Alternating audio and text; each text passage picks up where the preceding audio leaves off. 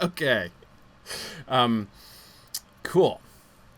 So, welcome to the Mythgard Academy's presentation on Boethius's Consolation of Philosophy. If you're new around the Mythgard Academy, just to let you know what this is, the Mythgard Academy is a series of open courses and discussions that we've been holding now for almost 4 years, and the general public, the wonderful group of people who donate money to help support Signum University, the institution that I'm associated with, and which of course sponsors this show. The people who support Signum get to elect what work we talk about. And the winner of the election this time around was Boethius's Consolation of Philosophy, our first medieval work, which I'm super excited about. And of course, I've been looking forward to digging into Boethius with you guys for a really long time. Those of you who have been listening to me for a long time have heard me drop references to Boethius for the last decade. Boethius is enormously influential, of course, just in general. I mean, Boethius's Consolation of Philosophy is one of the foundations of Western thought. I mean, it's an enormously, we're talking like for 1,000 years, this was a top 5 most read book. Absolutely awesome. Anyway, so really widespread, really popular. And okay, so, but of course, more specifically for many of us who are attending this, is that we have Tolkien, of course, right? Tolkien was very influenced by Boethius, and that's, of course, the context in which I've mostly been dropping references. There's a lot of Tolkien that really reminds me of Boethius, and I think you'll see some of the bits that when we get there, and you'll find some of the things that I find relevant, especially Boethius's treatment of predestination and free will, and Boethius's definition of chance. Both of those things will probably, I always think of Boethius when I'm reading the Ainulindale, and you'll probably see a similar thing. So, okay. So, but of course, if you're a C.S. Lewis fan, Boethius will be even bigger for you, because Boethius was hugely important. C.S. Lewis talked about Boethius a lot. It's one of his absolute favorites. So even a bigger influence on Lewis than it was on Tolkien. Let me give a little bit of background on Boethius. I don't want to dig in too much. I want to get straight into the text as quickly as we can. But just some background, like who is Boethius and what the heck is going on. Boethius is living around the turn of the 6th century, right? So we're talking almost exactly 100 years after the fall of Rome. Okay.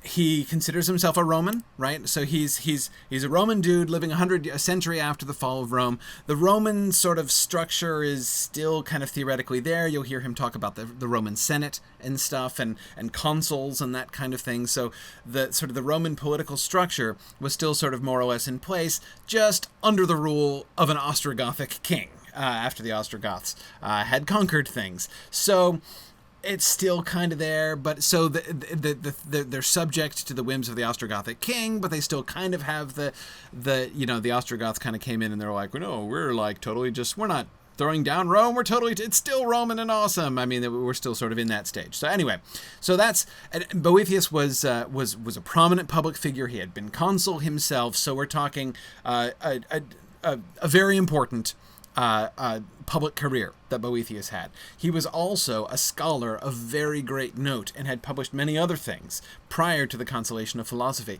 Boethius is like the king of the liberal arts. He had published stuff on music, on theology. A very influential piece he wrote on the Trinity, for instance.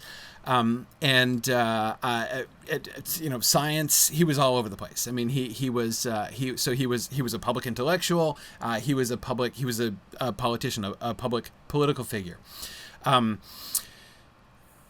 the context of Boethius intellectually one thing to keep in mind, there are sometimes people sort of have objections to the line of thought that Boethius, or sort of, one comment I've heard when talking about Boethius before is like, well, he seems to take a lot for granted. I mean, he's not exactly starting at the beginning, right? There's so many assumptions that he's making.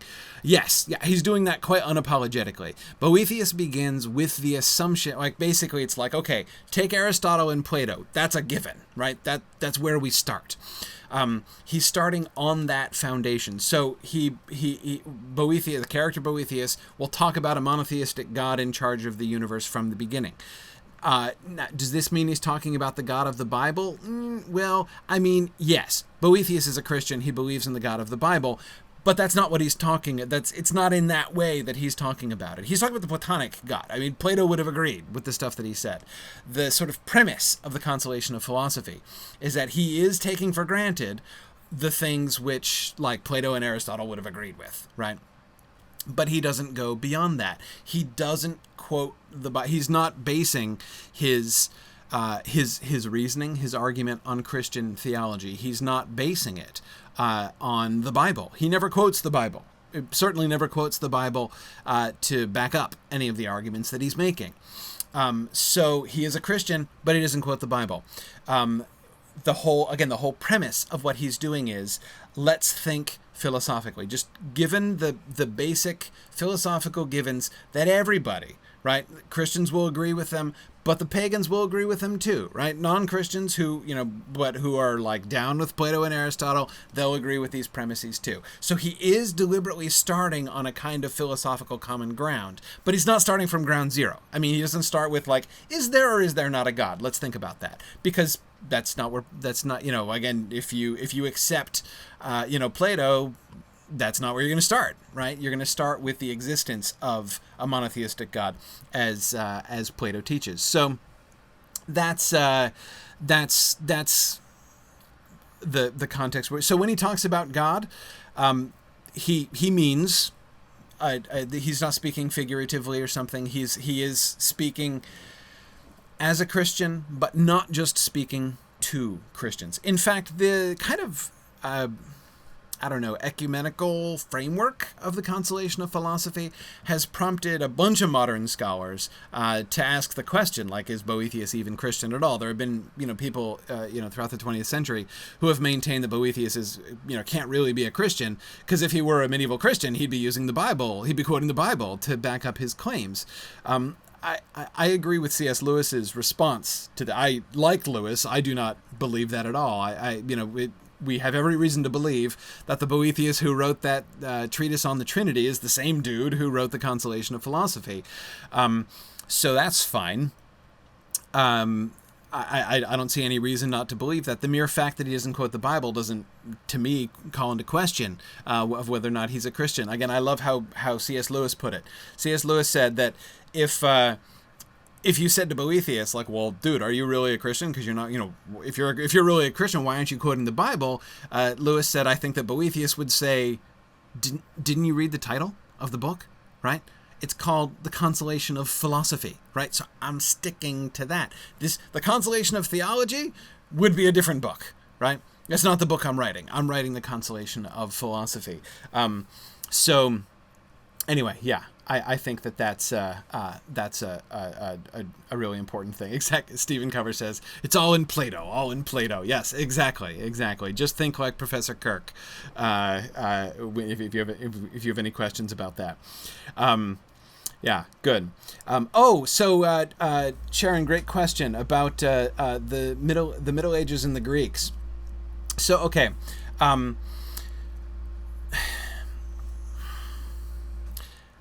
Keep in mind, this is still very early, right? So, I mean, Boethius is like kind of medieval. He's in that gap, sort of, right? When the classical period is kind of over and the medieval period hasn't kind of begun. It's 6th century is one which is kind of like, for like Western Europe is kind of falls into a hole as far as like modern classifications are concerned.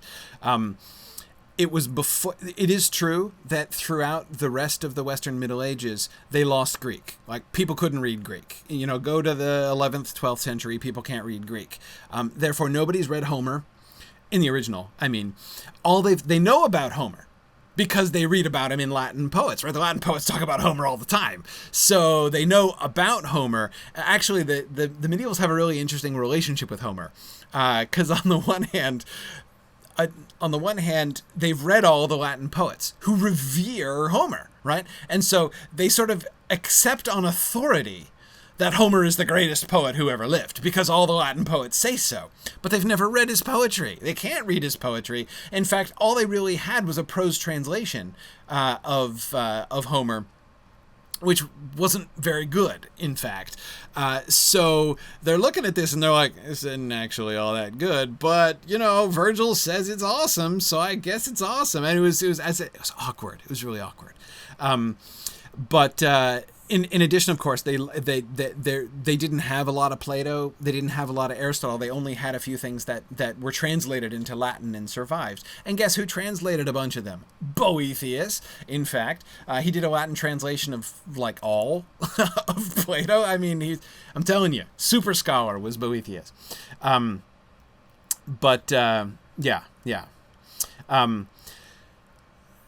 Exactly. Marielle says, hence why Dante considers Ulysses a villain. Yeah, exactly. Because he's primarily reading the Aeneid, right? In which Ulysses, Odysseus is definitely a villain. Absolutely. And yes, Tomas, that is absolutely in the West. Greek Byzantium is still up and running. I'm talking about Western Europe when I'm talking about the Greek stuff. Anyway, okay. So let's so that's the sort of Christianity debate. So again, the thing to remember here, Boethius is a Christian, but he's writing in a sense within a pagan context, or at least, as I said, within a kind of a neutral context, though with the assumptions, sort of granting the assumptions, not of the Bible, but of pagan authority, right? Of pagan philosophy. One side note, one personal note I want to make before we dig into the text. This is a book about suffering, right? The place where Boethius begins, of course, as you will have noticed in this text, the place where Boethius begins is, why do bad things happen to good people, right? Why does the world suck? Why does all this bad stuff happen? And I want to kind of take a moment to be serious about that. I suspect that during the course of a lot of these discussions, of our classes here, that we're gonna step on toes, right? There are going to be moments, I think, places when perhaps Boethius, especially if you are going through something really hard in your life right now, there are going to be times when this book might sound kind of heartless and cold, and you might even feel angry or offended. Or disgusted reading it, again, going through what you're going through. The thing that I would ask you to remember if that comes up, if you find yourself thinking or feeling that way, remember that Boethius himself is really suffering when he writes this. This is not somebody, sitting with his feet up on a patio drinking chilled drinks and theorizing about suffering that he hasn't experienced. Boethius is writing this in prison. He has been falsely accused. Well, he maintains it. I'm not going to stand judgment on him, but he maintains he was falsely accused. I see no reason not to believe him. He was falsely accused, and he is in exile. All of his possessions have been stripped away from him. He doesn't know what's happening to his family back home, and he is in fact going to be executed in prison not too long after he writes this book. So there's legitimate suffering and under the shadow of imminent death. The traditional story is that Boethius is bludgeoned to death. So they're going to come in, they're going to beat his brains in with clubs fairly soon after he finishes writing this book. So if you find yourself thinking like, well, it's easy for this guy to say all this stuff and to say it like this, right? Just remember, not necessarily. It's not. If you're going through something really hard, don't forget Boethius feels you, right? And it's not it is exactly for people. If you're going through something tough, it's exactly for people in your situation that he was writing, and he was writing as somebody who knew. So if it helps, remember that. The other thing, even more personally, there are places when I might sound heartless and flippant. If you've taken any of my classes before, you'll know that, it's kind of my style to be, there's something kind of, kind of hobbitish in my own style, especially making light of serious things. I'm going to be laughing and joking about things, and there may be times over the course of this class when, again, you might be tempted to say of me, not just of Boethius. Well, that's easy for him to talk like that about stuff. I get it. I mean, I will try to be, first of all, know if I do make you feel that way, I'm sorry. I don't intend that. Again, I know these are really serious things that we're going to be talking about. It is my way to talk about serious things in a not always deadly serious way. This is my way when I'm dealing with my own suffering and with the suffering of people around me. And if it helps, I was struck with honestly, this class was the first thing that flashed across my mind yesterday.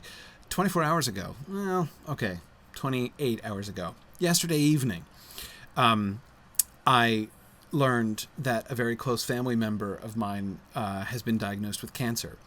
And the first thing that I thought was like, and I'm starting to teach Boethius tomorrow. Again, if you're going through something, I feel you. I do. And I hope that you won't be offended or find me too blasé in talking about this stuff. So there's my double disclaimer, and again, I hope that that things will be okay. One last final note. Just kind of mechanical stuff, because I want to make sure you all know, because again, whenever I'm starting a new session, I don't know if there are some new people here. I think there was at least I saw notes from at least one new person on here. This is an interactive class.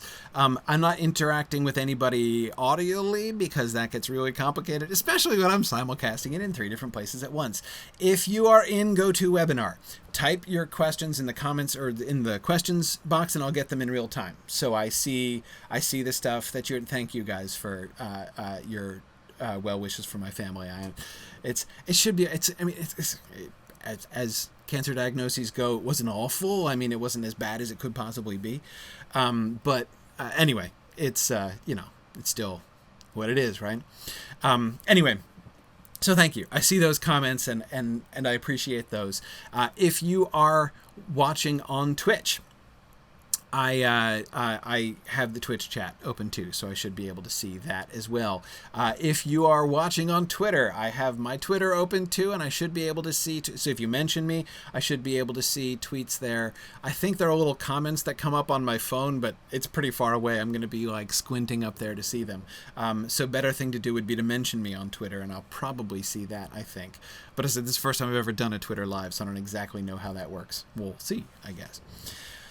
All right, with all of the preambles out of the way, let's get into the text. What's Wrong with the World is the title of today's episode as we look at Book 1. This is sort of my paraphrase. I said, why do bad things happen to good people is sort of the core issue, right? The core dilemma that Boethius is facing. Really, of course, there should be an if clause in front of that, right? If the universe is governed by a good and just God, comma, why do bad things happen to good people, right? That's sort of the dilemma that's at the heart of Book 1 that Boethius is wrestling with. What's wrong with the world is sort of another, just kind of another shorter way of putting that. If the world is ordered by a good, orderly God, why is it so messed up, right? Why does this stuff happen? So anyway, okay, let's And yes, Marielle, you caught me, and Julie as well. It is also, of course, the title of a G.K. Chesterton book. I love Chesterton. I'm in the middle of a systematic Chesterton read. I've decided to go through it. I'm reading almost all of Chesterton this year. I'm up to All Things Considered right now. I'm reading All Things Considered. So yeah, I do have G.K. Chesterton on the brain, so that might come out sometimes. Well spotted, you two. Okay. So let's go. Let's punch the clock, guys. Here we go. Slide number 1. This is the first poem. Remember, I mentioned. Well, you won't remember it if you're new. The translation that I am drawing from is the Richard Green translation, which I was delighted to find is in iBooks. Actually, very cheaply available in iBooks if you want an ebook copy. This is a good, simple, modern translation. The poetry is translated into prose. This is poem number 1. Of course, the structure of the book is a really interesting structure, and we'll talk about that because, of course, the characters themselves will discuss it. It'll come up almost immediately over the course of the book. It goes back and forth between poetry and prose. And the English translation that I'm using uses a prose translation of the poetry. That might possibly surprise you. Like, right, I'm Mr. Like, let's not skip the poetry, and like, why would I choose a prose translation? It's actually out of respect for the poetry that I choose a prose translation. I really dislike... you can do okay doing just like a blank verse or something translation, but any English translation that tries to make like an English metrical and especially rhyming verse out of another poem, it's doing more violence than it is doing justice to the text, because you can't translate the poetry, and by imposing upon it English metrical forms, you're just going to push it further away from what the original was. It's not like you're capturing the original poetry, right? So if you want to get the poetry from Boethius, read the Latin, right? That's what you need to read to get the poetry. It's the only place you're going to be able to get the poetry. So let's not look at... so this is why the P.D. James translation, the one that's in the public domain, totally fine translation. It's a 19th century translation, and you can read lots of 19th century rhyming couplets, which is what he translates the poetry into. It's not awful, but I would rather, since we can't get the poetry because we're not reading it in Latin, I would rather make sure that we just get the sense of what he's saying in the poetry as much as we can. And the most faithful way to be able to do that is through a prose translation. So I had that little rant last time as well, but there we go.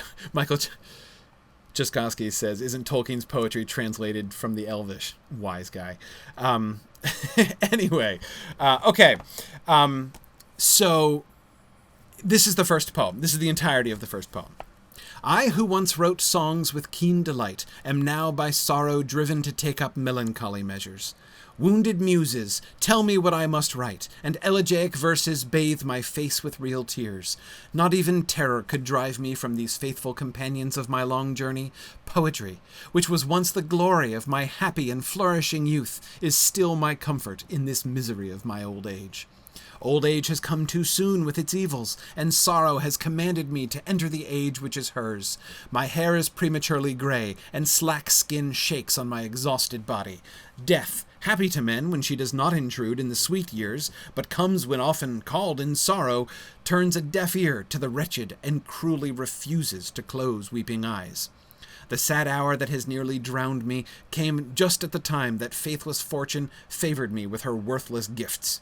Now that she has clouded her deceitful face, my accursed life seems to go on endlessly. My friends, why did you so often think me happy? Any man who has fallen never stood securely. All right. So, what do we see here in his initial poem? First of all, we see he is a poet, right? Notice what he says about poetry, right? Poetry, which was once the glory of my happy and flourishing youth, is still my comfort in this misery of my old age. Now, notice also, when he talks about youth and age there, I mean, he's doubtless speaking of his actual chronological age. But you notice how he seems to sort of indicate two epochs in his life, right? One gets the feeling, at least I get the feeling, that my happy and flourishing youth, he's not like, oh yeah, 25 years ago I used to love poetry, right? No, it's just like before he was exiled, right? Because notice when he talks about old age there in what Green has given as the second paragraph here in his prose translation, old age has come too soon with its evils, and sorrow has commanded me to enter the age which is hers. Right? He has entered the age of old age and sorrow. His hair is prematurely gray. So notice he's not talking about age. He's not talking about, like, as I have gotten older, right? No, he's talking about his hair being prematurely gray. His body is exhausted. His skin is slack. So he has the evils of old age, right? But that doesn't mean he's ancient. And when he's talking about his happy and flourishing youth, I'm not at all convinced that he's talking about the time when he was young, right? I think that he's talking about the time that he was happy. Exactly, as Mariel points out, he died when he was 44. So we're not talking about an ancient person. And by the way, don't be don't one thing that people say about older times, the antiquity and the Middle Ages, people talk about the life expectancy and be like, yeah, but the life expectancy was only 30, so 40 was pretty old. No, it wasn't. 40 was middle-aged. You were expected to live to 70. It's just that most people didn't. Remember, the life expectancy statistics are thrown off by the fact that a huge percentage of people don't survive the age of 1. I mean, infant mortality was high. Childhood mortality. I mean, if you made it to 18, you won the lottery in the old world, okay? So that kind of throws off the numbers a little bit. Again, I've heard some people talk like, oh yeah, a 40-year-old person would have been considered ancient. No, a 70-year-old person would have been considered ancient. Remember, even in the Bible, it says that the days of a man's life are 70, right? 70 is old age. Again, in those days. So anyway, yeah. So right, we're not talking about old age. So his talking about youth and age here is a way for him to sort of indicate these two different periods of his life, right? That now he's emotionally a wreck. He's physically a wreck, right? He has been ruined, and what does he have left? Nothing. Death won't even come to him, right? It's. People who are happy are glad when death leaves them alone, right? He is calling out for death to close his weeping eyes, right? He just wants relief from his suffering, and death won't come to him. Cruelly, right? Cruelly refuses to come and close his weeping eyes. But he has poetry, right? And again, notice his relationship with poetry back there in that first paragraph. He is driven by sorrow to take up melancholy measures, right? So his relationship with poetry is constant, but the kind of poetry, of course, that he writes is changing, right? He has to take up melancholy measures now, right? He's got to write elegiac verse because everything's awful now, right? So that's where he is beginning. I used to write happy poetry. Now I'm writing sad poetry. Right, happy poetry. People used to do that prior to the 20th century. Write happy poetry. I mean, it hasn't been very popular in the last 100 years or so. You don't get all that much happy poetry these days, but there it is. So his life has shifted from that happy and flourishing youth to the misery of his old age. But poetry is still his comfort, at least. He still has that, right? Yeah. And yet, Matt, you're right. It is really, the evocation of the muse is really surprising, right? The invocation of the muse. So he invokes the muses, which is not surprising at the beginning of a poetic work like this, right? But Matt is pointing out how odd it is that he suggests the muse itself is wounded. Wounded muses. Tell me what I must write. Right? Like the muses themselves are wounded. Matt, the sense that I get from that, right, is... Oh, good. Lee Smith was just noticing exactly the same thing. it's like he to me, this sounds like an expression of the relationship with poetry that he's describing, right? He is so tight with the muses, they're suffering with him, right? They're not merely there to help him, to turn to them now in his time of grief as they were with him during his happy and flourishing youth. They also are suffering, right? He is wounded. The muses are wounded with him, right? So that's really interesting. And then,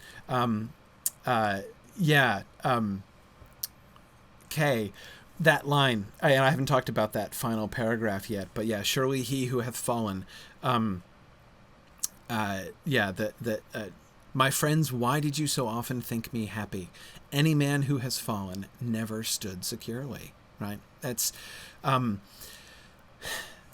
this is where the poem ends, right? So we get that youth and old age thing, right? I've passed from youth into old age. I'm on the edge of death, even though death won't come yet, right? But notice the problem that it has, right? What are the wider implications? It's not just that I've passed from happiness to grief, right? In passing from happiness to grief, all of my previous happiness has now been called into question, right? What did it matter? What good was it, right?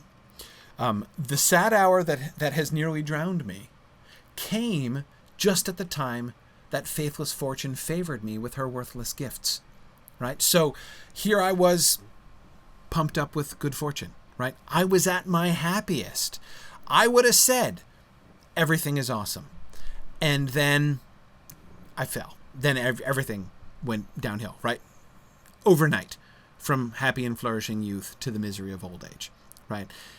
Which just shows you, if that could happen, I never stood securely at all, right? It's not just that I've lost happiness. It's that I now recognize I was never actually happy, right? Because it was so insecure. I didn't realize how insecure it was, but now I do, right? My friends, why did you think me happy? Because obviously I wasn't.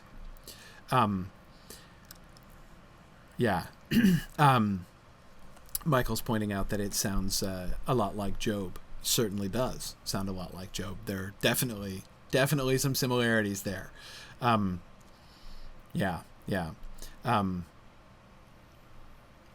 So it's a good thing he still has the muses, right?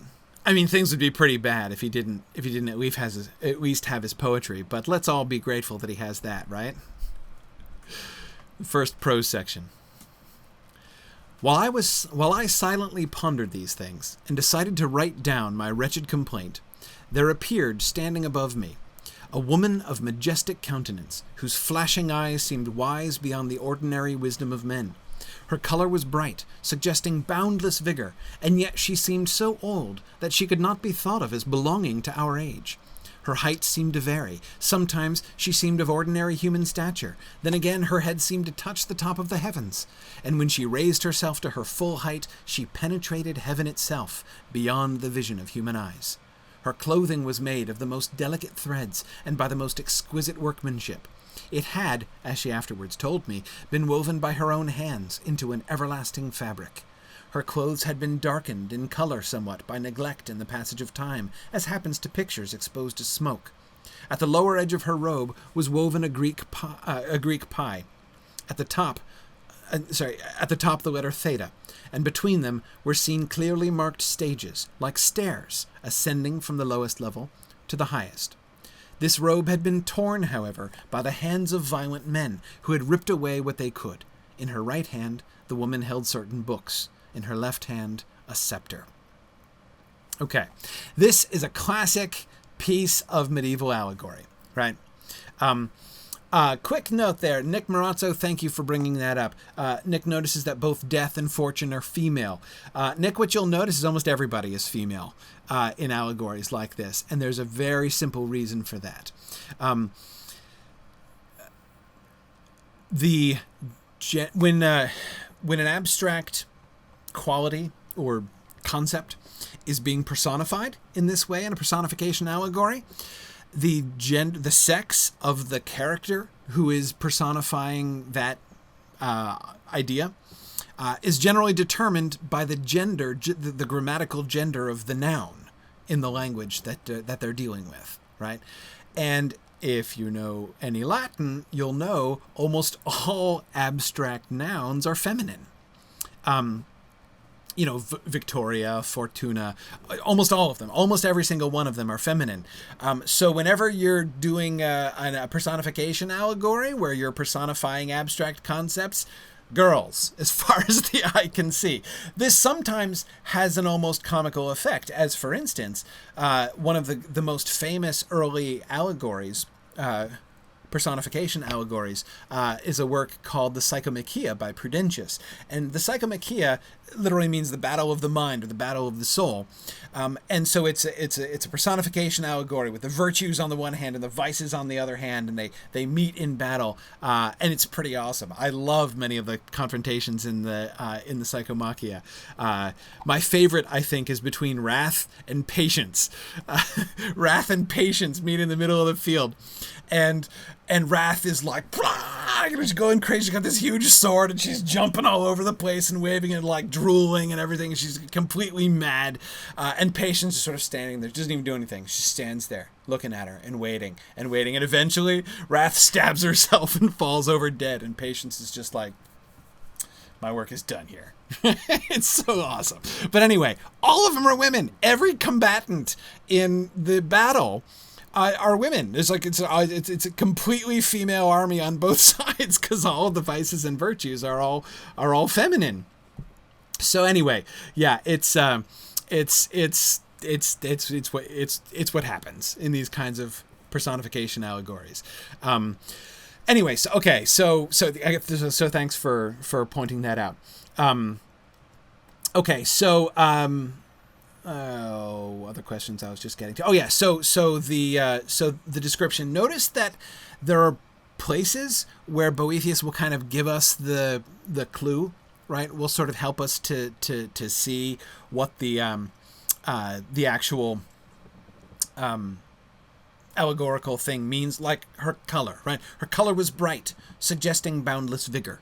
He tells us, right? So he tells us what the brightness means, right? Yet she seemed so old that she could not be thought of as belonging to our age. So she is ageless, right? She doesn't look old. I mean, she's not like, white haired and stuff. But she looks like she doesn't belong. She transcends our own age. Her height seems to vary. Sometimes she seems of human stature, right? Philosophy, like the philosophy of human life and human morals and human actions, right? And then sometimes to the top of the heavens and then penetrating into heaven itself, right? As philosophy is capable of reaching up into the most lofty and abstract things. The pi and theta, yes. So the at the lower edge of her robe is the pi, and at the top is the theta, and these stand for basically practical and theoretical philosophy. Practical philosophy is the lowest level, sort of the simplest level of philosophy. Theoretical philosophy is the highest and loftiest one, and so you've got the steps like a ladder in between, right? But her robe is torn, right? Because the hands of violent men have ripped away portions of her robe. Of course, this gets explained, right? As for instance, the Stoics and the Epicureans have seized on a part of Lady Philosophy's robe, right? And they go around saying that this little fragment that they ripped off is the entire thing. But of course, they don't have all of philosophy. They only have a piece of it, right? That's his little dig at the Stoics and the Epicureans, who he doesn't think really are getting the same thing. Stephen, I don't think we are told exactly what the certain books are that she has in her hand. But of course, the objects in her hands are important. She's holding certain books in her hand. Stephen, I think in general, remember what I was saying about the beginning about sort of the givens that he starts with? I think that's kind of one of the things that we're sort of seeing, like, okay, we've got certain books, right? You know, I don't know, maybe she's got Boethius's translation of Plato, right? I don't know. But in her left hand, she's holding a scepter. So we see the authority of philosophy, right? The power. Kay suspects that at least one of the book is probably an anachronistic copy of the Silmarillion. Conceivable, I suppose. Probably not. Mallory and Shakespeare, says James. Probably not that either.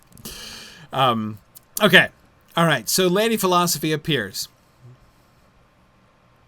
When she saw the muses of poetry standing beside my bed and consoling me with their words, she was momentarily upset and glared at them with burning eyes. "Who let these whores from the theater come to the bedside of this sick man?" she said. "They cannot offer medicine for his sorrows. They will nourish him only with their sweet poison.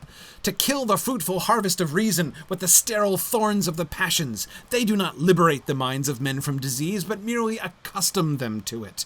I would find it easier to bear if your flattery had, as it usually does, seduced some ordinary dull-witted man. In that case, it would have been no concern of mine. But this man has been educated in the philosophical schools of the Eleatics and the Academy. Get out, you sirens, your sweetness leads to death. Leave him to be cured and made strong by my muses." Okay, so this sounds like a pretty big anti-poetry rant, right? So I guess, all right, so Emily, you're getting the impression that Lady Philosophy doesn't like the muses very much, right? She seems to have issues there with the muses. Definitely does. But you see what the problem is, right? Notice the thing that she emphasizes first and foremost, right? They cannot offer medicine for his sorrows. They are not going to help. Remember, he was all like, "Oh, I'm so glad I have the muses with me," right? Poetry shall be my comfort as it has been my joy in times past. And she's like, "No way, man. It's not going to help. There's no medicine in the muses. It's not going to make you better. All it will do is poison you. It's going to nourish you only with sweet poison, appearing to nourish with something pleasing, but ultimately something that's not only going to not do you any good. It's going to hurt you. It's going to destroy you, right? You think you're getting medicine, you're actually getting poison. So what? How? What's wrong with the muses? What do? They kill the harvest, the fruitful harvest of reason, with the sterile thorns of the passions. Okay, so all it's doing is feeding your emotions, right? You're upset, Boethius. I see that you're upset, right? And the muses, are the muses help? No. Did you listen to that poem that you just made, right? They're not making you less upset, right? You're just getting worked up. What's that going to bring you, right? What is going to be the fruit of being worked up, right? Of your emotions? Her answer, nothing. There's not going to be a fruit of your emotions. It's not going to bear fruit. They are sterile. The passions are sterile thorns. Again, Michael, not only pleasure without substance, pleasure with harm, right? With damage, poison, right? So you're just escaping doing anything productive. What do we put against the passions, right? Reason, right? Reason will bear a fruitful harvest. So let's set aside the passions, stop working yourself up, right? Muses out, get out. So is this an anti-poetry statement, right? Poetry is bad. Poetry is just caters to the passions and has nothing to do with reason. No. Notice what she says at the very end. Leave him to be cured and made strong by my muses. Now that might sound sort of metaphorical, okay, so the muses of poetry were there, out of the way, girls, I'm stepping in, right, into your place. So I'm going to take, in the sense that she's taking the place of the muses then. But I don't think that's what she means. Because, of course, what's she going to do right after this? She's going to speak poetry, right? Lady Philosophy does a lot of poetry in this book. We're going to go back and forth between prose and poetry all the way through. Boethius, the Boethius character, by the way, okay, so vocabulary. When I say Boethius says, I'm going to be talking about the character in the story, right? Now, and we have to recognize the Boethius interlocutor, right? The Boethius character who is having the conversation with Lady Philosophy isn't exactly identical to the Boethius who's writing the book, right? To think of this as a holy spontaneous, like this is just him recording what really happened or something like that. Of course, that's not exactly how it works. Obviously, he is talking about his own real condition and everything. It's clearly relevant, right, to him, but it's not exact. But again, it's not safe to just sort of say that they're exactly the same thing. I will try to make the distinction clear when I'm talking about what the author of the book is trying to emphasize, rather than when I'm talking about what the character is trying to emphasize. But it's kind of tricky when they're both sort of the same person. So most of the time when I say Boethius says, or Boethius emphasizes, or she says to Boethius, I'm referring to the character. If you get confused, please tell me, and I'll try to be better about clarifying what I'm talking to. James, it is okay if you're dull-witted, right? I mean, if you ain't got it, what are you gonna do, right? She takes offense because he is one of hers, right? He, Boethius, has been trained in her school. She's not going to let him go, right?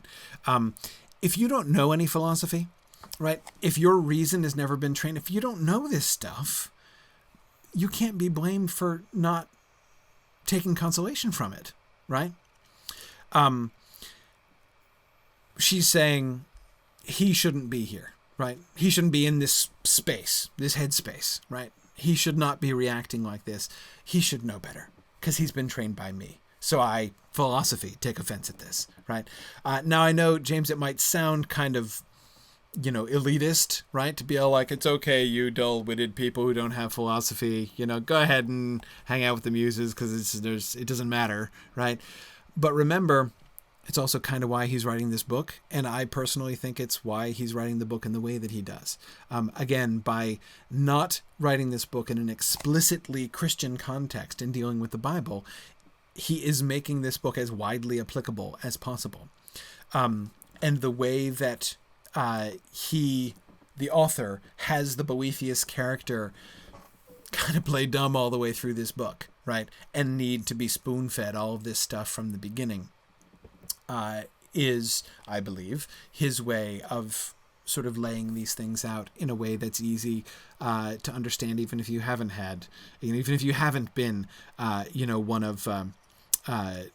even if you haven't been educated in her philosophical schools, right? So the end result of the book is, in its way, therefore, sort of more democratic, even though Lady Philosophy is definitely making a distinction here. Okay.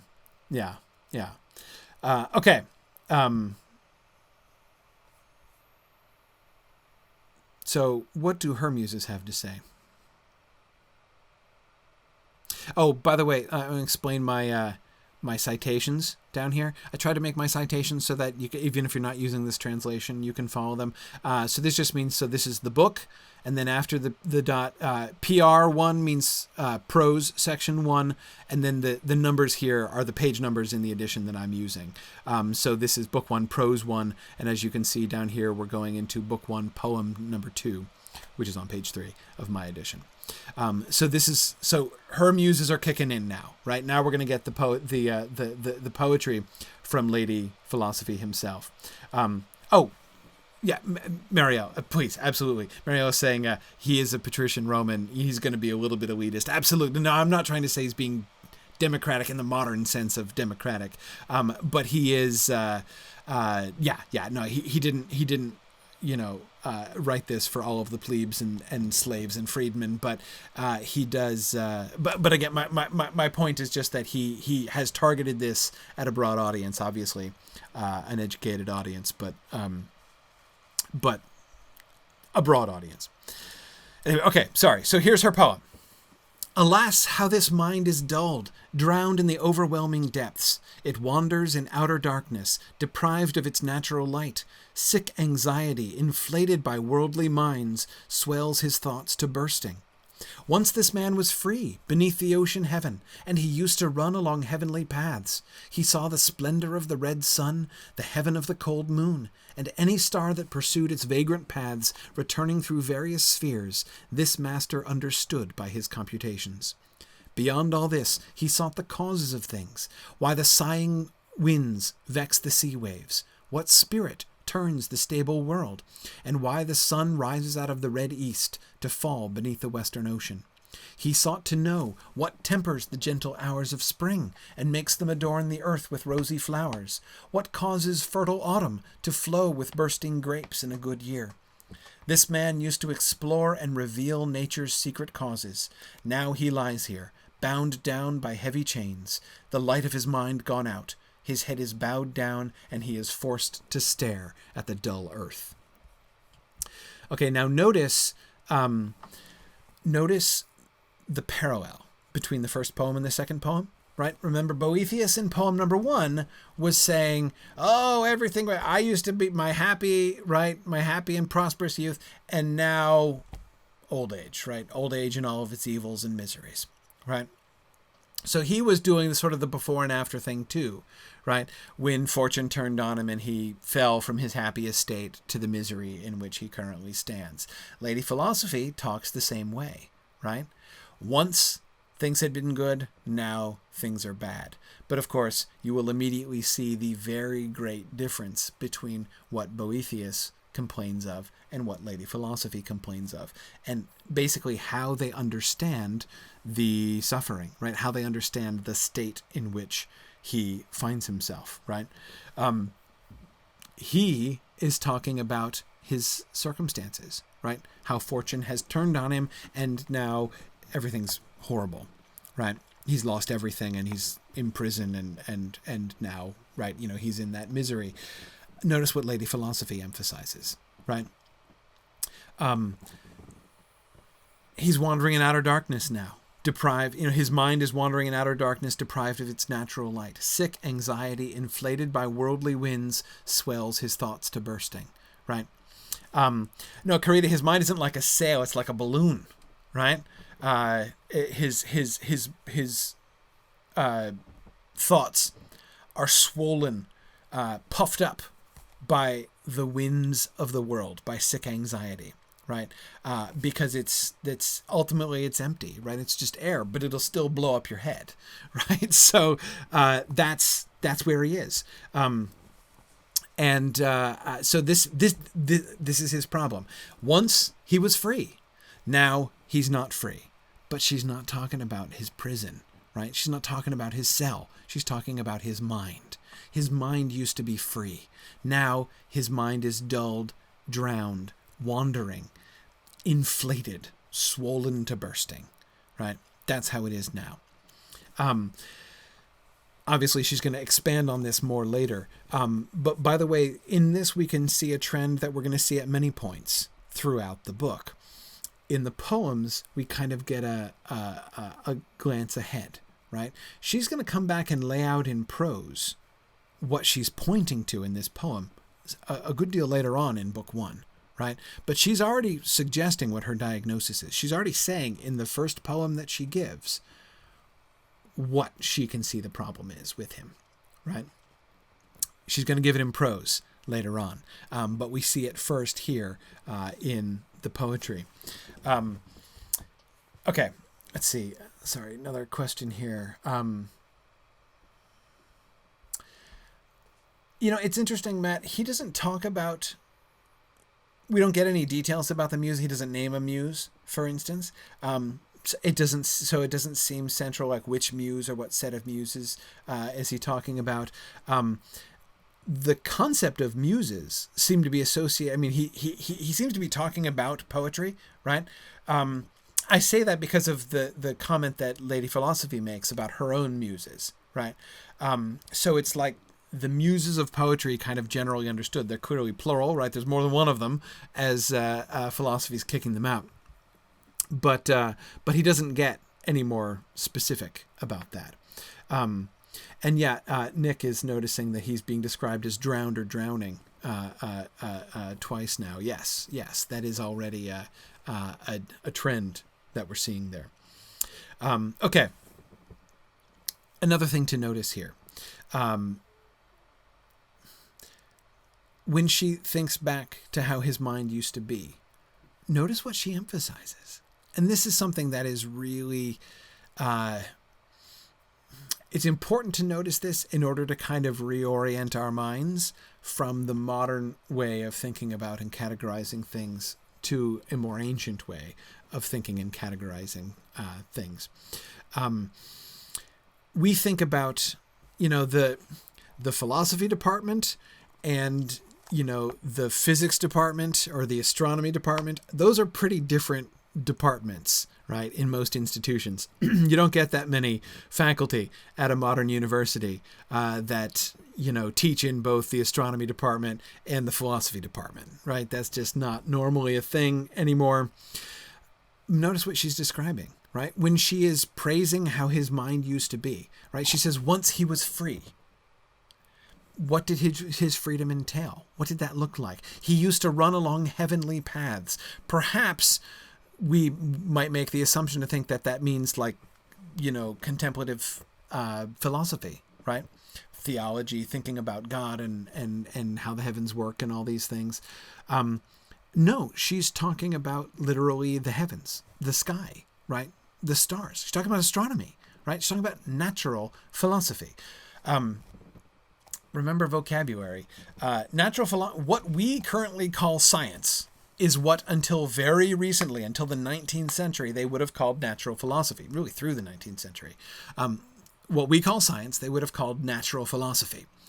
The word science, of course, is an old word, but it doesn't mean what we now use it for in the modern world. Science just means knowledge. It's a pretty generic term. So I would encourage you not to be using the word, I'm going to try to avoid it.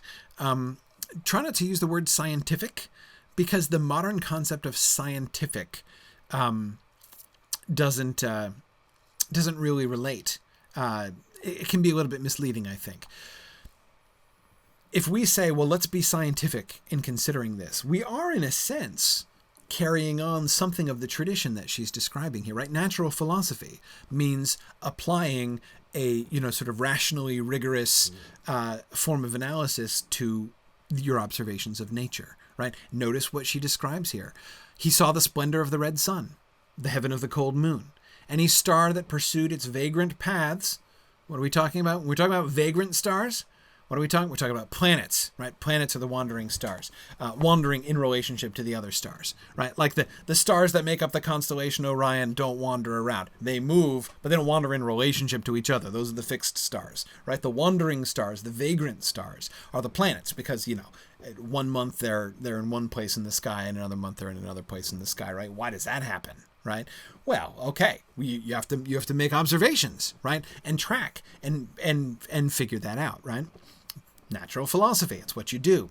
It starts with observation. And in that second paragraph, she describes his observations and computations based on what he sees, right? But wait, there was more. Beyond this, he sought the causes of things. That's what a natural philosopher does, right? You observe. You make observations of nature, and then you say, what are the causes, right? What does this show? Why do the winds vex the sea waves? Why does the world turn? Why does the sun rise in the east and fall in the west? He sought to know what tempers the gentle hours of spring and makes the earth and adorns the earth with why are there seasonal changes, right? What is the natural, the physical explanation of this? Natural philosophy, right? So notice how she deals with these big things, right? And it's fascinating to me that she starts off with natural philosophy. He observes how the world works, big picture thing. Notice how far beyond the question of his own life she's bringing him, right? She's starting him. Don't think about yourself, Boethius, right? Let's not start there. Remember the big picture? Remember how you used to think about the big picture? Remember all these observations that you made? Remember how orderly the world is, right? You've observed this. You've seen this, and you drew rational conclusions about why. the world works like this? What are the explanations of it, right? What's the system that we can see? There is a system. You can see it's so regular, right? You can map out the system and understand how these things work, right? That's what natural philosophy is. The world works dependably, right? So at the same time that she's describing the freedom of his mind and praising his philosophical inquiry, and by implication sort of saying, wouldn't it be nice if we kind of get back to that kind of way of thinking right now, to free your mind into thinking, coolly and clearly and analytically and making observations and drawing conclusions from them. Wouldn't it be nice if we could get back to that instead of this, your head being an inflated bag full of sick anxiety, right? Wouldn't that be better? Can we go back to the fruitful harvest of reason instead of the sterile thorns of the passions? But she's doing more than that, right? The world, she's also reminding him, by your own observations and conclusions, you could see the world is orderly. The world works. There's a system. It makes sense, right? Let's hold on to that. Let's remember that. This man used to explore and reveal nature's secret causes. Now he lies here bound down by heavy chains, the light of his mind gone out. His head is bowed down, and he is forced to stare at the dull earth.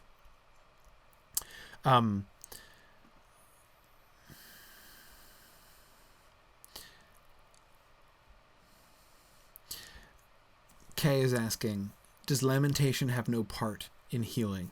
How can the heart heal that will not weep? Well, let's look at that. We've seen her, we've seen the Lady Philosophy's reaction to the muses, right? And to the passions and to the sort of the stirring up of the passions. Do they help at all, right? Is there any help? Is there any fruit that lamentation can bear? We'll see. He's not quite done lamenting, right? The muses might have been kicked out, but he's still got some complaining he's going to do, right? He's still going to do some lamentation. Watch. We'll see her reaction here. Yeah. Good.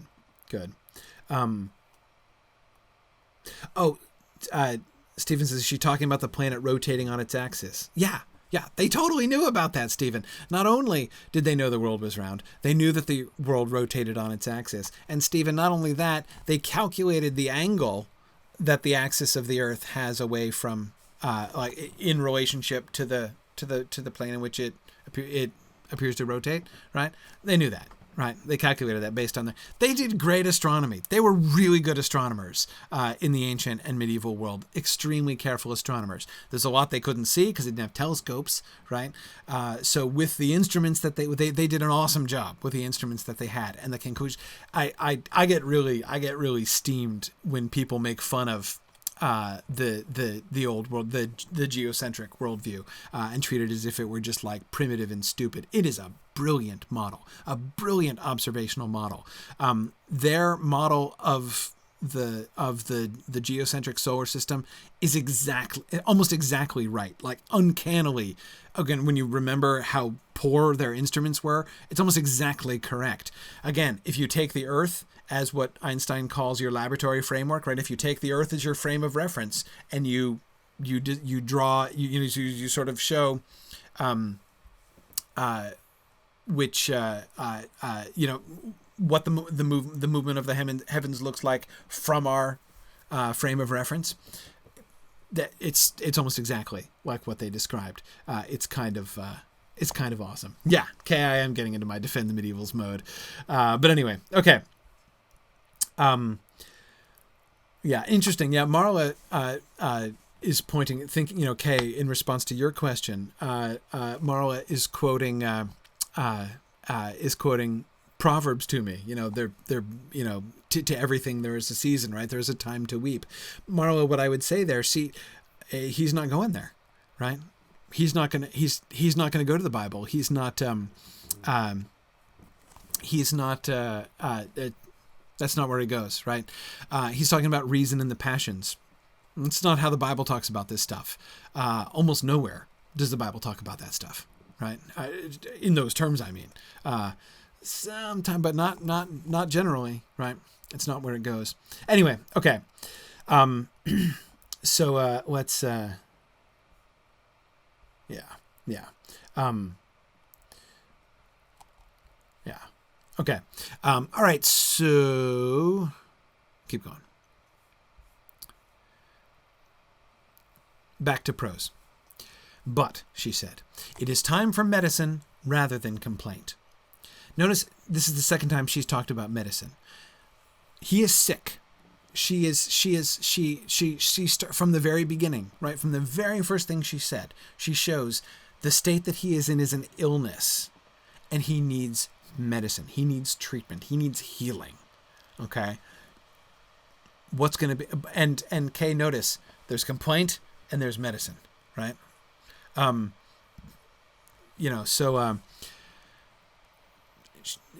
She's only interested in the medicine. Fixing me with her eyes, she said, "Are you not he who once was nourished by my milk and brought up on my food, who emerged from weakness to the strength of a virile soul? I gave you weapons that would have protected you with invincible power if you had not thrown them away. Don't you recognize me? Why don't you speak? Is it shame or astonishment that makes you silent? I'd rather it were shame, but I see that you are overcome by shock." When she saw that I was not only silent but struck dumb, she gently laid her hand on my breast and said, "There is no danger. You are suffering merely from lethargy, the common illness of deceived minds. You have forgotten yourself a little, but you will quickly be yourself again when you recognize me. To bring you to your senses, I shall quickly wipe the dark cloud of mortal things from your eyes." Then she dried my tear-filled eyes with a fold of her robe.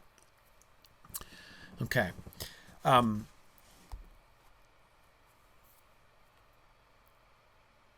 Being nourished by her,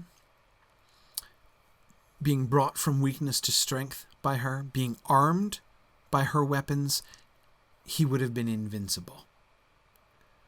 But he's fallen, right? But he's ill. Why? He threw the weapons away, right?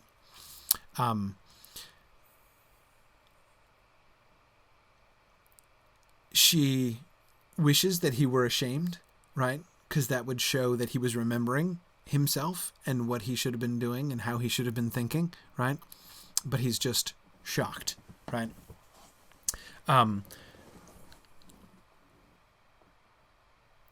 He doesn't recognize her, right? He can't see her. Why can't he see her? He can't see her, first, she says, because his eyes are covered with the dark cloud of mortal things, right? I shall quickly wipe the dark cloud of mortal things from your eyes, right? His eyes are covered with mortal things. He can't see her clearly, right? He can't see immortal truths. He's too clouded by mortal things. But you notice what she's wiping from his eyes are his tears. Is weeping healing, Kay? It doesn't sound like it, right? His weeping is here being at least symbolically connected, explicitly connected, again, symbolically, with the dark cloud of mortal things, right? That's you got a little something in your eye there, yeah? Oh, it's a dark cloud of mortality, right? Let me clear that up for you, right? And she wipes his tears. There's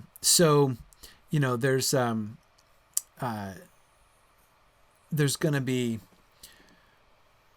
again, there's going to be more, but she doesn't really seem to have much interest in his tears, in encouraging his tears, Let it out, Boethius. No, that doesn't seem to be where she's going. James says the thoughts of his death. James, I think you're right to remember, James Stevens, you're right to remember his talking about death and his calling out for death and his complaining that death wouldn't come for him, right? So dark cloud of mortal things, but mortal doesn't just mean relating to death. I know that's where the word comes from, right? But I think it's not just that. It's actually more than that as well. Mortal things are, well, we'll see. She'll talk more about mortal things as we move on. Rachel asks, is she referring to his unfortunate circumstances or his emotional state when she talks about the weapons that would have protected him? Emotional state. Yeah, absolutely. Remember, that's what she did from the beginning. He was like, oh, I used to be in good circumstances and now I'm in bad circumstances. And she, in her poem, says, you used to be free and now you're in chains, right? In other words, notice how she is like almost allegorized his actual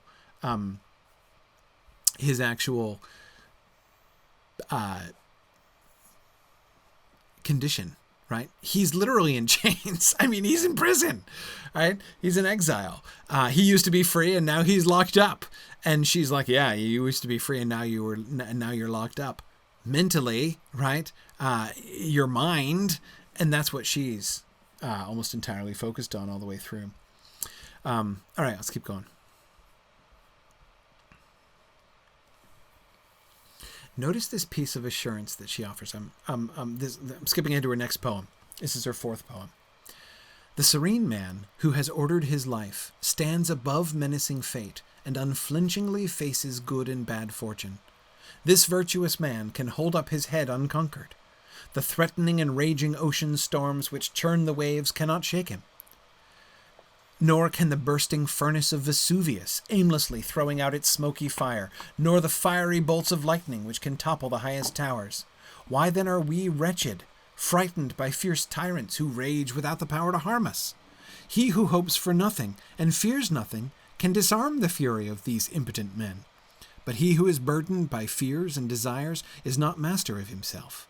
He throws away his shield and retreats. He fastens the chain by which he will be drawn.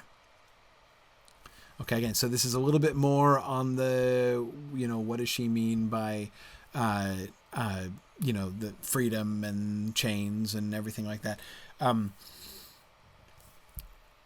If you and this is really, Rachel, an answer to the question, what does she mean about the weapons that would have protected him, right? This, if you are serene and have ordered your life, right? If you are armed with the weapons of philosophy, you stand above menacing fate and you unflinchingly face good and bad fortune, right? You can hold your head up unconquered if you are virtuous, which is the same thing as saying, if you are philosophy's child, right? Nothing can shake you. The threatening and raging ocean storms, remember the drowning imagery, right? No chance of drowning, right? The bursts of Vesuvius, right? Volcanoes exploding, not going to hurt you, right? Fiery bolts of lightning, not a problem. Nothing can harm you. Nothing can get to you if you have ordered your life, if you're a child of philosophy, right? Okay, that seems like hyperbole, but okay, right? But then notice what she goes on to say. Why are we wretched? Right? Why are we frightened by fierce tyrants who rage without the power to harm us? Because, it's not like tyrants can do anything to us. Like, take all your stuff and throw you in prison and then execute you there, right? Oh, wait, they kind of can do that, can't they? What does she mean by these impotent men? They're impotent? They're powerless? I kind of thought that a tyrant was, like, by definition, not powerless, right? Not impotent. They can kind of do stuff, right? Like bad things to you, can't they? No, not according to philosophy, right? Not if you have ordered your life, not if you're a virtuous man, not if you are a child of philosophy. But if you throw away, they can't be taken from you, but if you throw away your shield and retreat, then you're fastening the chain by which you will be drawn, right? You're going to make yourself a slave. Okay, philosophy, let's see how you get there. Notice how much Boethius is giving us here of where he's going to, right? Lady Philosophy is sort of laying these things out. This is what I'm talking about, right? This is where you should be. This is what your problem is. And he but he's not ready for it yet. He's not really listening. Boethius doesn't pay all that much attention to the poems, it seems, especially in the early going here. Now, in prose again. Why are you crying? Speak out. Don't hide what troubles you. If you want a doctor's help, you must uncover your wound, right? Show me where it hurts, right? Let's see, right? We got to bandage the wound. Let me inspect the wound. Show me. I pulled myself together and answered, do I have to explain? Isn't the misery of my misfortune evident enough? Right? I mean, you can see his point of view, right? She comes to him in prison, right? So he's in prison. He's lost everything. And she's like, so tell me, what's wrong? What's the problem anyway? Right? And he's like, dude, I'm in prison. How hard is that? Right?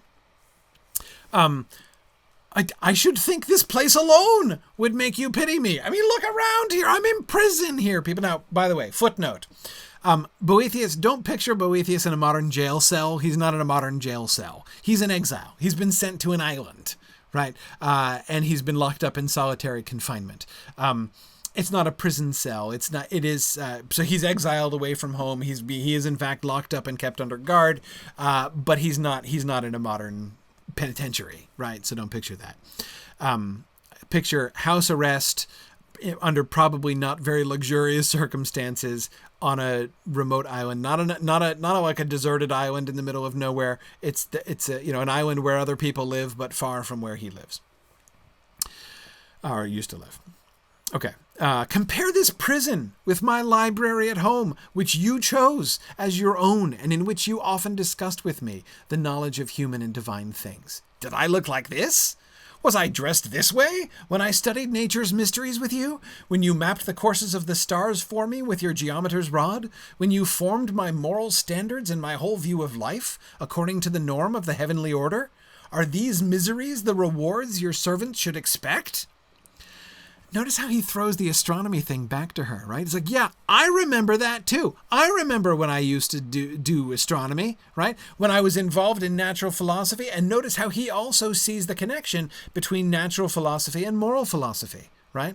When you formed my moral standards and my whole view of life according to the norm of the heavenly order. Yes, I saw and observed the order of the world, the order of the universe, and I could see how that order worked both in terms of the heavens, right? The physical world and the moral world as well, right? Yes, I saw all that. And what did it get me, huh? Where did here, prison, right? Is this the reward your servant should expect? So I thought maybe we had a deal, right? I thought that I was your favorite child and that like you here you're saying like, oh, you're inviolate and like, you know, the tyrants are impotent and can't do anything to you. And it's like, I beg to differ, my friend. Here I am in prison, right?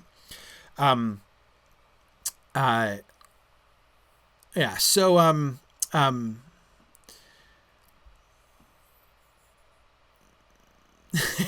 yeah, Karina says she really liked this guy when he was like, do you see a library? Because I don't, right? Yeah, exactly. And of course, Karina, he's bringing up the library specifically because, of course, that's where he met philosophy, right? It was the books in his library. It was through the books in his library that he talked to her, right? That he became acquainted with Lady Philosophy, right? It's like, you lived in my library. That's where we met, right? We used to hang out at my library, and now look, right? No wonder I didn't recognize you. This is not your place, right? What do you have to do even with this place? Yeah, but so her question seems to him like a really stupid question, right? What's wrong? Show me your wound. Show me the problem, right? Now he's going to go on. He goes on for a long time. I'm not quoting the entire business, right, about his complaint about how he got stabbed in the back politically and wrongfully condemned. This is kind of the tail end of it. He's talking about how could the king's judgment have been more severe. He's talking about the king's judgment against these other people, right? So there are these other guys that had been condemned by the king. Right, the king knew that they were corrupt and he had condemned them. And yet, on the very day of their condemnation by the king, their testimony against me was accepted. Right? So these guys condemned by the king for their untrustworthiness testified against Boethius on the day of their condemnation, and yet they were believed. I mean, like, it's mind-blowing, right? Why should this have happened? Did I deserve it? Did their criminal records make them just accusers?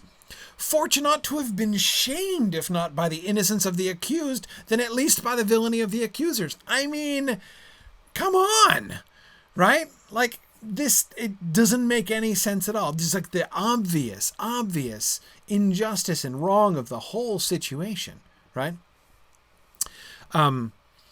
Finally, what am I accused of? They say I desired the safety of the Senate. But how? I am convicted of having hindered their accuser from giving evidence that the Senate is guilty of treason. What is your judgment, my teacher? Shall I deny the charge in order to avoid shaming you? But I did desire to protect the Senate, and I always will. And how can I confess, since I have already stopped hindering their accuser? Yes, I supported the Senate, and I would continue supporting the Senate. Did I do anything unjust? Did I do anything wrong? No, I didn't do anything wrong, right? Shall I consider it a crime to have supported the integrity of the Senate? It is true that the Senate itself, by its decrees against me, has made my position a crime. So what he did now is a crime, right?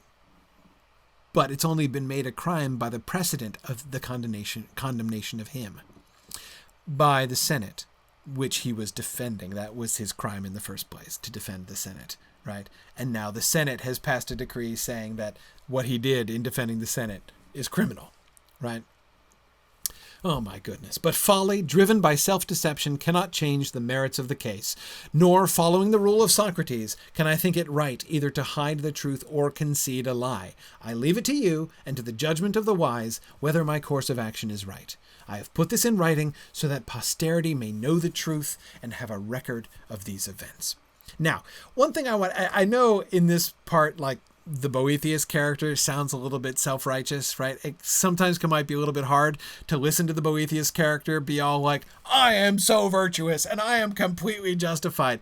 And I could forgive you if your reaction to this is like, man, do we need to sit down and have a talk, right? Are you fooling yourself? Maybe you're not as righteous as you actually think you are. I totally get that.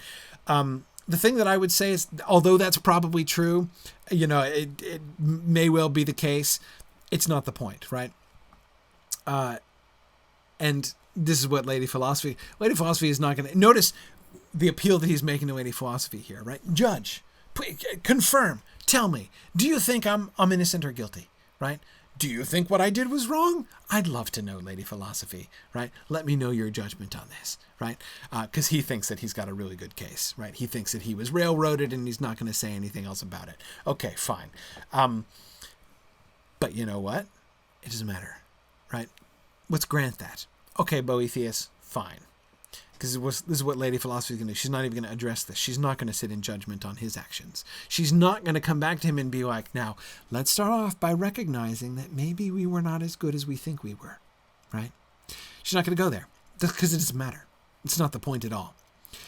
Okay, let him be totally virtuous. Let him have been completely done wrong, right? That's not what she's going to be concerned about at all. But he's concerned about it. So, okay, let's accept, for the sake of the Boethius character's argument, let's accept the premise that he was the victim of rampant injustice, right?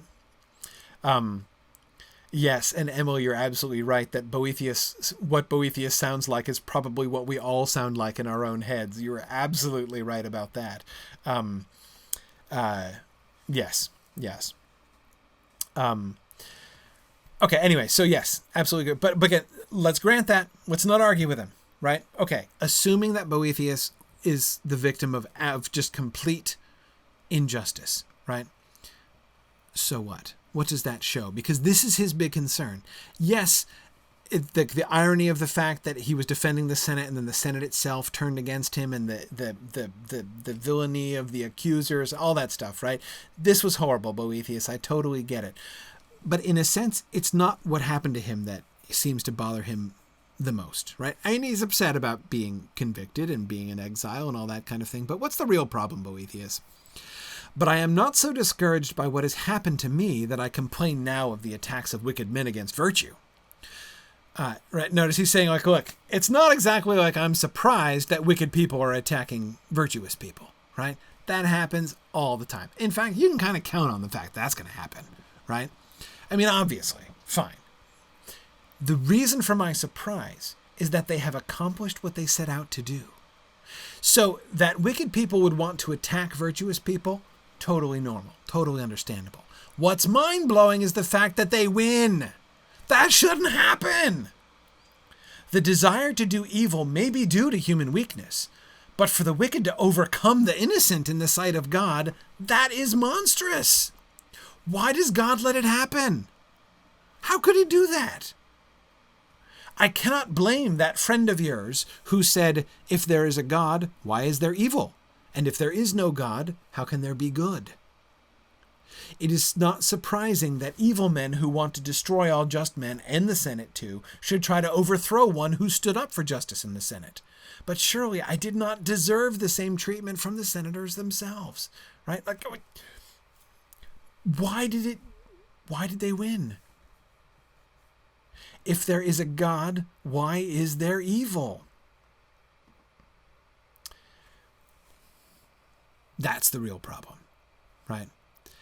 Because look at the wider implications. I mean, he's still using his reason here, right? This is not, he's gotten past the pure, merely the sterile thorns of the passions, right? It's not got the strumpet muses by his bedside anymore. Now he's thinking through the logical implications of these things, right? This is a rational argument he's making. Finally, and this is the last straw, the judgment of most people is based not on the merits of a case, but on the fortune of its outcome. They think that only things which turn out happily are good. Right? So see, this is the thing that really burns his biscuits, right? It's bad enough that the bad guys win. That shouldn't happen. In a well-ordered world which is ordered and run by a good God, that should not happen. But then you see what happens as a consequence of that, right? To sort of emphasize why that's such an abomination that should happen. Everybody thinks that the people who won must be the good guys, right? That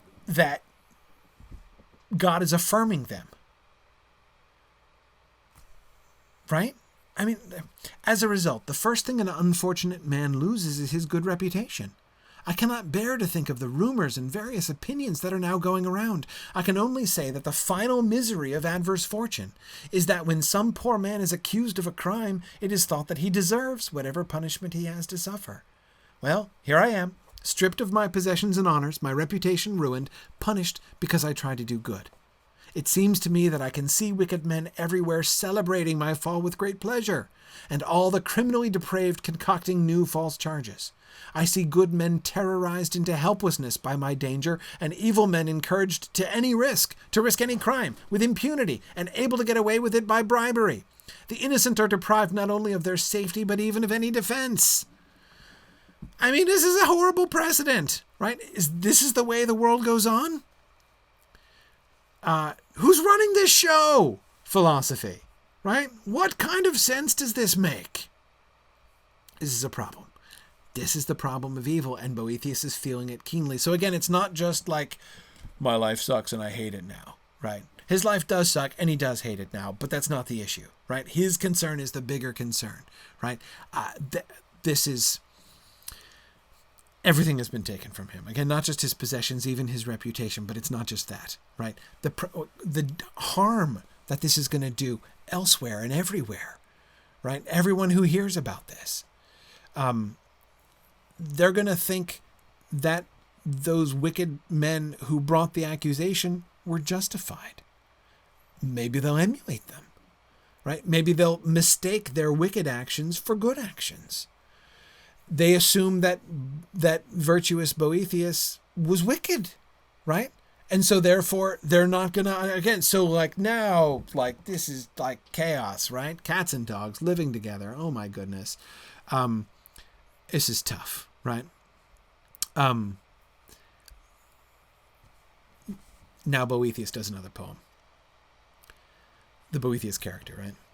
Nothing escapes your ancient law. He's addressing God now, right? Nothing escapes your ancient law. Nothing can avoid the work of its proper station. You govern all things, each according to its destined purpose. Human acts alone, O ruler of all, you refuse to restrain within just bounds. Why should uncertain fortune control our lives? So, God, I get the fact that everything works according to your purpose. Right? I've seen it. I've mapped the stars, right? Remember all the natural philosophy stuff, right? I see that the world around us is an orderly system that you have ordered. Except people. Apparently you've made an exception when it comes to people. Human acts alone don't act according to the just system. Instead, uncertain fortune is left to control their lives.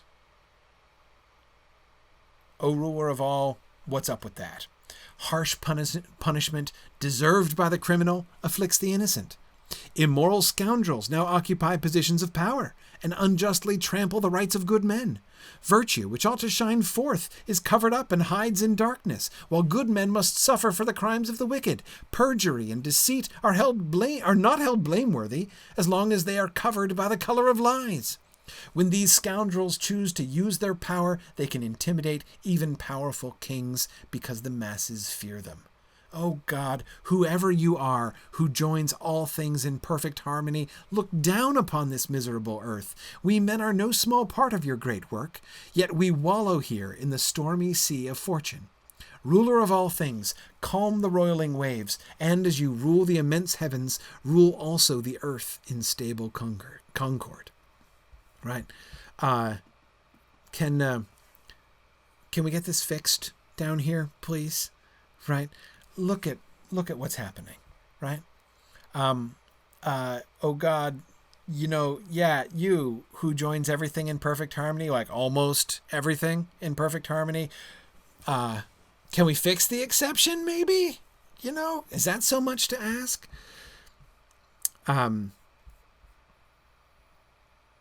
Yeah.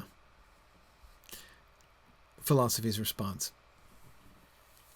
While I poured out my long, sad story, Philosophy looked on amiably, quite undismayed by my complaints. Then she said, "When I first saw you downcast and crying, I knew you were in misery and exile. But without your story, I would not have known how desperate your exile is." Now, remember his first response when she said, "What's wrong?" He's looking around like, "What do you mean, what's wrong? I'm in exile. Don't you see the prison? Right? Does this look like my library?" Right? She's like, "I knew you were in exile. Right? I was aware. Right?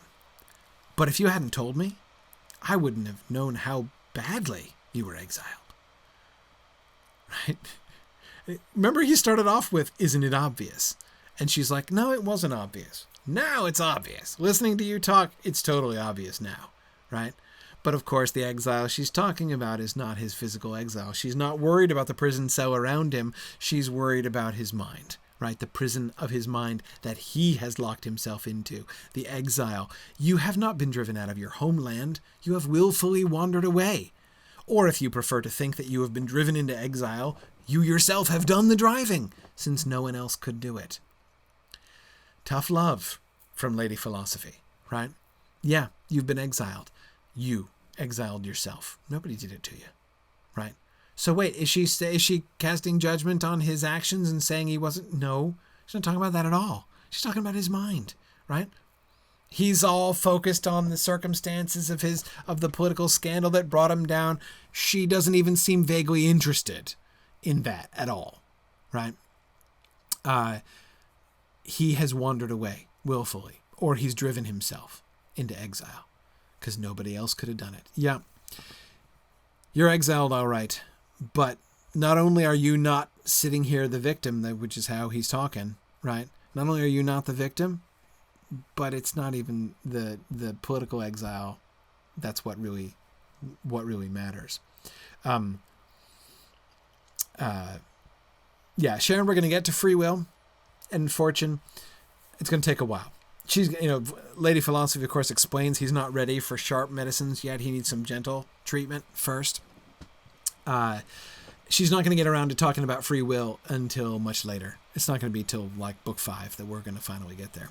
But we'll get there. Okay. What you have said about your merits in the Commonwealth is true. Your many services deserve even more than you claim. And what you have said about the truth or falsity of the accusations against you is well known to everyone. You were right to speak sparingly of the crimes and deceit of your enemies. Such things are better talked about by the man in the street who hears about them. You have sharply protested the injustice done you by the Senate, and you have expressed sorrow for the accusations against me and the weakening of my place in the public esteem, right? Because, of course, it's kind of a scandal, right? He's supposed to be like Mr. Philosophy, right? And now he's guilty of this. And so like, oh boy, what has this done to the PR of philosophy, right? Oh, man. Finally, you protested against fortune in sorrow and anger and complained that rewards are not distributed equally on the grounds of merit. At the end of your bitter poem, you expressed the hope that the same peace which rules the heavens might also rule the earth. But because you are so upset by sorrow and anger, and so blown about by the tumult of your feelings, you are not now in the right frame of mind to take strong medicine. For the time being, then, I shall use more gentle treatment, so that your hardened and excited condition may be softened by gentle handling and thus prepared for more potent remedies. Right? I love this. She's like, yes, okay, yes, no, you're right, right? We're not even going there, right? I'm not going to argue with you about that. Yes, you were done wrong. Absolutely. Yep, no problems. She just summarized everything and grants absolutely everything that he said. But notice, because you were so upset by sorrow and anger, and so blown about by the tumult of your feelings, you are not now in the right frame of mind to take strong medicine. I see that we can... So, he's correct in his assessment, but he's wrong to be so upset about it, right? The tumult of his feelings, right? The anger and sorrow. It's too much, right? He can't. So we need to back up a little bit, right? We need to come at this gently. We can't just come at it directly. Okay, so what's the problem, Lady Philosophy? We're going to finally get her diagnosis, right? And we're almost coming to the end, so we'll get to her diagnosis, and that's the end of book 1.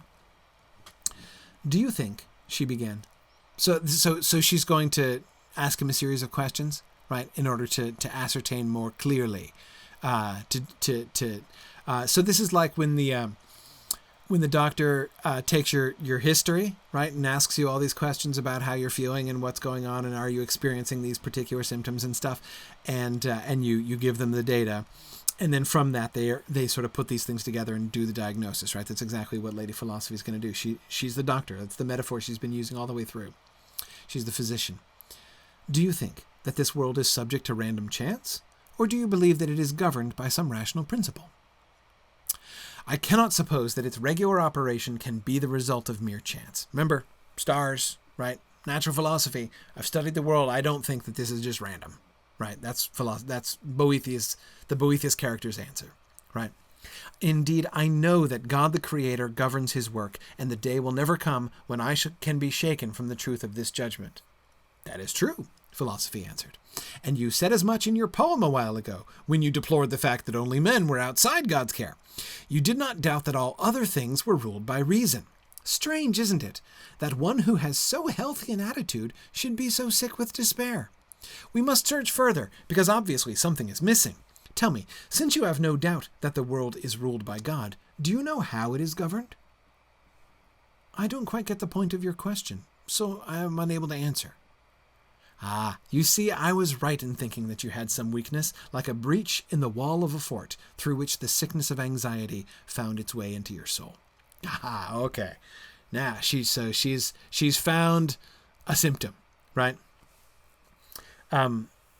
Okay, yeah, so you know that the world is governed rationally, but you don't know how it's governed. Got it. Okay. All right, she says. Next question. But tell me, do you remember what the end or goal of all things is? The goal towards which all nature is directed? I heard it once, I answered, but grief has dulled my memory. Well, do you know where all things come from? I answered that I knew all things came from God. How then, she went on, is it possible that you can know the origin of all things and still be ignorant of their purpose? But this is the usual result of anxiety. It can change a man, but it cannot break him and cannot destroy him. Right? So again, notice the same thing, right? He's not just totally clueless, right? He knows some stuff, but only some of the stuff, right? He remembers that the world is governed rationally, but he doesn't remember how it's governed. He knows that God is the origin of all things, but he doesn't know the goal toward which all things are directed. And she's like, how can you know the one and not the other? Right? Yeah, okay. That's problem number 2.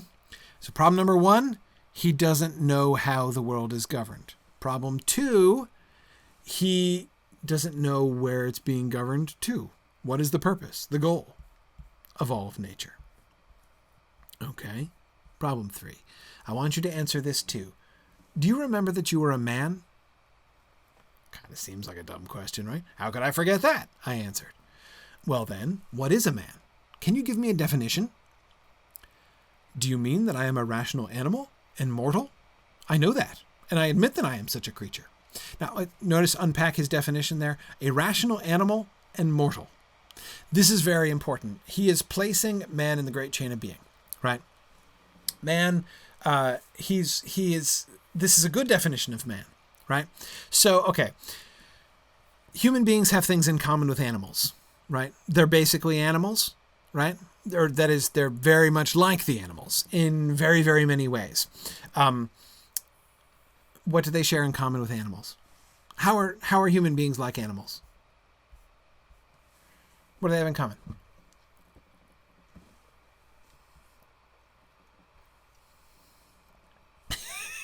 They have feet. Yes, that's true. Most animals. Now, some animals don't have feet.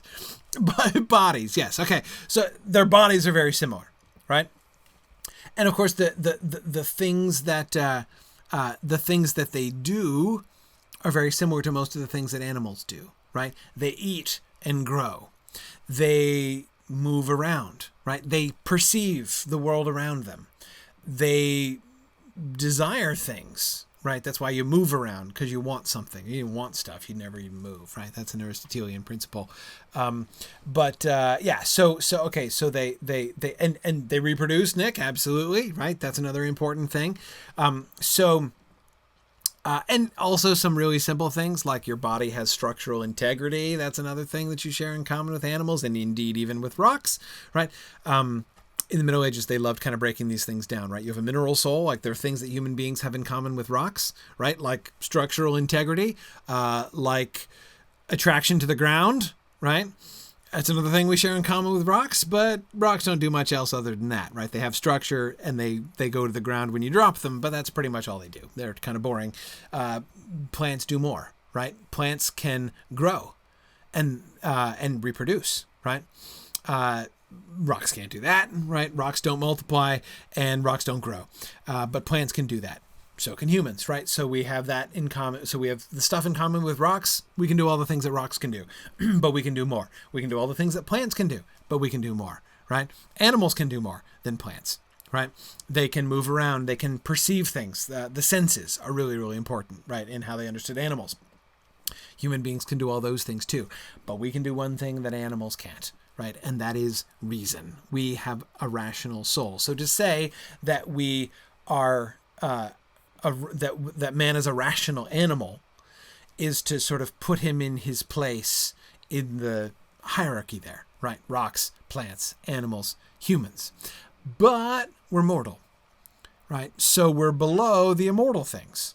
So you got like angels and stuff above us. They're also rational, but they don't have bodies, right? So we have reason in common with the angels. We have our bodies in common with the animals, right? And we're mortal. So it's a pretty good definition, right? It actually, it seems kind of simple, but it's fairly all encompassing.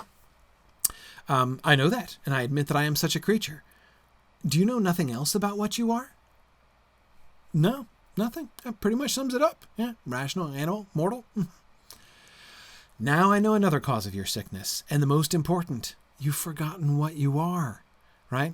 She's like, your definition of man sucks, Boethius. That's not what a man is, right? You're kind of missing the whole point. So yeah, okay. So this is the third problem, right? So now she's gonna give her diagnosis. And so I am fully aware of the reason for your sickness and the remedy for it too.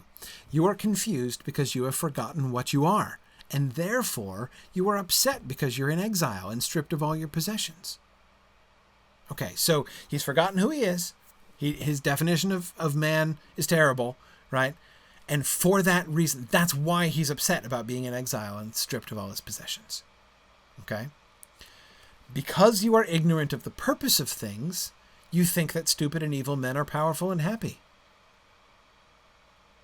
And because you have forgotten how the world is governed, you suppose that these changes of your fortune came about without purpose.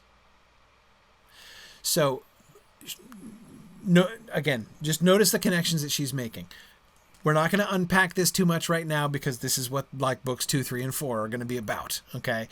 So we'll have lots of time to see how she works out this stuff, but notice what she's doing, right? She has observed these, what she identifies as the 3 crucial things, right? Again, just like your doctor will ask you all these things and they will notice the couple important things, right? Like your stiff neck might not mean anything to you. You might not even think it's relevant to your condition, right? But you say, I have a stiff neck, and your doctor's like, okay, stiff neck, right? Got it.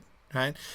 So your doctor will pick out from all of your history, the symptoms that you're having, which you might not understand any connection between, but your doctor understands. Okay, right. Now I can see the condition that this likely points to. Exactly what Lady Philosophy has done. So what are those 3 glaring symptoms, right? You don't know what a human being really is. You don't remember how the world is governed, and you don't remember the goal or purpose of the governing of to what end all things are moving, right?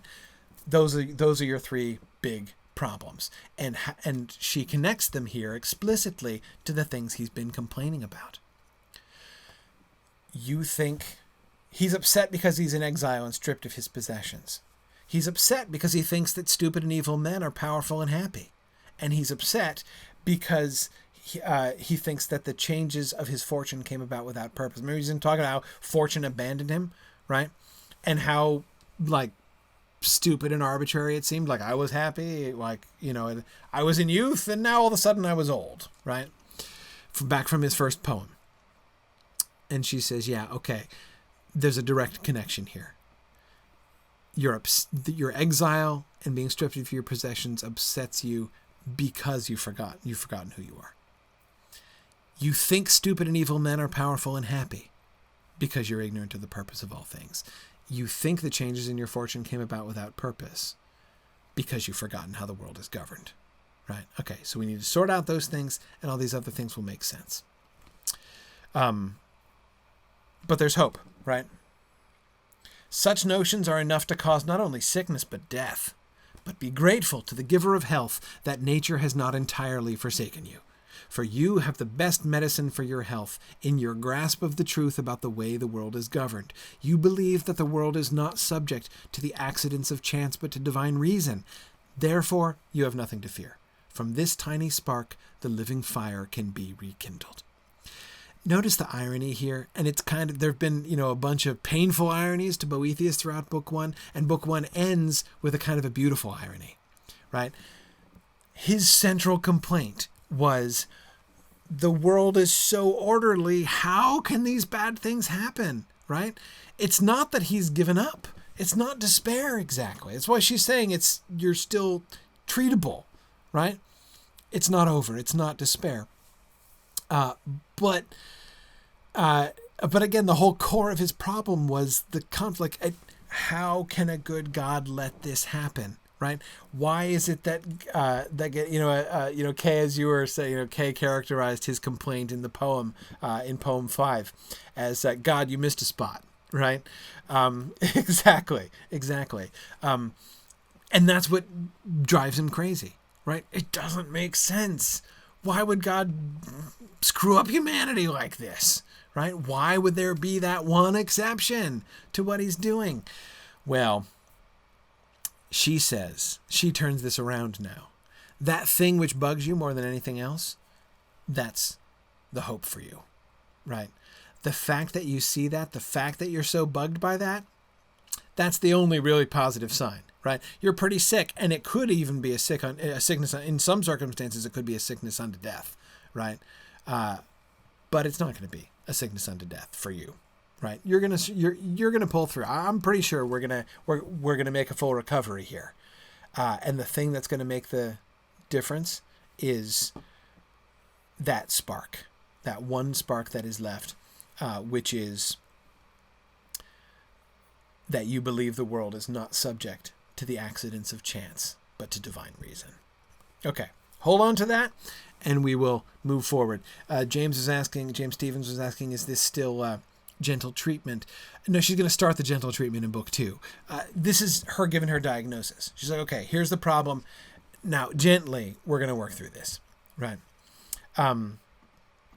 Kay is asking, what would she do for one that had lost even that tiny spark, the belief that the world is not subject to chance but to divine reason? I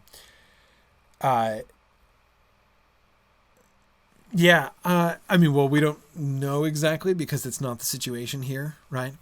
I have a theory, Kay, but it's just a theory. Again, it's hard to say because it's outside the scope of what we get, right? So it's one of those things. It's like one of those questions that you ask a book, but the book doesn't have the answer, right? Because the book is talking about something else. So, we don't know the answer, but I have theory. And